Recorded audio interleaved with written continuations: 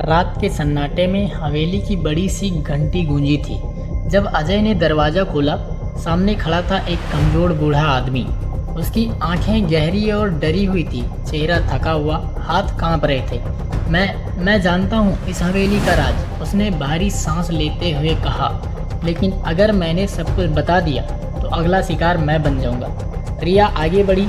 आप कौन हैं? बूढ़ा आदमी बोला। मेरा नाम गुरुदत्त है, मैं इस हवेली में 20 साल पहले काम करता था। सबकी निगाहें उस पर टिक गई। गुरुदत्त को अजय ने हाल में बैठाया। उसने कांपती आवाज़ में बोलना शुरू किया। 20 साल पहले इस हवेली में भी एक कत्ल हुआ था। उस वक्त पुलिस आई थी, लेकिन मामला दबा दिया गया था। विक्रम साहब के पिता और उनके कुछ साथी उस राज को हमेशा के लिए छुपाना चाहते थे। अजय ने पूछा, कौन मारा गया था? गुरुदत्त ने चुप्पी साध ली, फिर बोला, वो एक औरत थी, उसकी चीखें आज भी हवेली की दीवारों में गूंजती हैं। सुनीता के चेहरा अचानक सफ़ेद पड़ गया। राकेश पसीना पोंछने लगा। राजीव की आंखें झुक गई। अजय को लगा कि यह बूढ़ा आदमी सच बोल रहा है, लेकिन सवाल यह था, क्या वह असली सच बता रहा है या नया जाल बुन रहा है? अजय ने गुरुदत्त को डायरी दिखाई। क्या तुम्हें इस डायरी के बारे में पता है? गुरुदत्त ने डायरी हाथ में ली और उसे देखते ही कांप उठा। हाँ, यह वही डायरी है जिसमें सब कुछ लिखा है, लेकिन इसमें एक पन्ना मिसिंग है। असली रहस्य उसी पन्ने में था। रिया ने कहा, तो वो मिसिंग पेज कहाँ है? गुरुदत्त ने धीमे स्वर में जवाब दिया, जिसके पास वो पन्ना है वही हत्यारा है। अजय सस्पेक्ट की ओर मुड़ा। तो अब सवाल ये है कि वो मिसिंग पेज किसके पास है?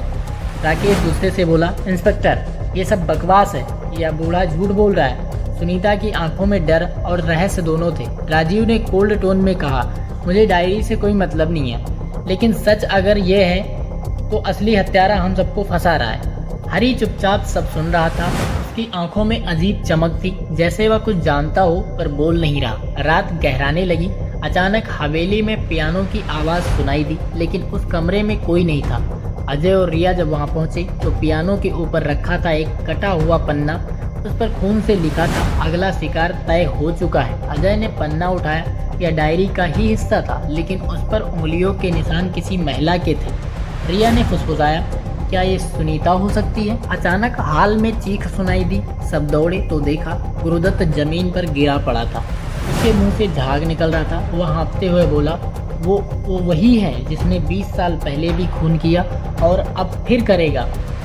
फिर उसकी सांसें रुक गई। गुरुदत्त मर चुका था। सबके चेहरे डर और शौक से भर गए। अजय ने चारों सस्पेक्ट को घूर कर देखा तो अब हत्यारे ने एक और शिकार कर लिया हमारे सामने।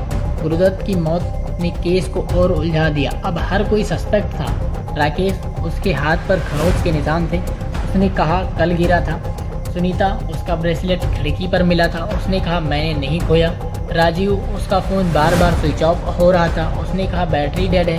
हरी, वह अजीब बातें कर रहा था, ये हवेली खुद खून चाहती है। अजय ने सोचा, यह खेल सिर्फ इंसान का नहीं, हवेली भी रहस्यमयी है। अजय और रिया बेसमेंट में गए। वहाँ उन्हें एक पुराना ट्रंक मिला। उसमें से निकली कुछ चीज़ें, खून से सनी साड़ी, टूटा हुआ फोटो फ्रेम और एक चिट्ठी जिसमें लिखा था, सच छुपाने के लिए एक और मर्डर करना जरूरी था। रिया ने कहा, इंस्पेक्टर, ये मर्डर सिर्फ पैसे या प्रॉपर्टी का नहीं, इसमें पर्सनल दुश्मनी भी शामिल है।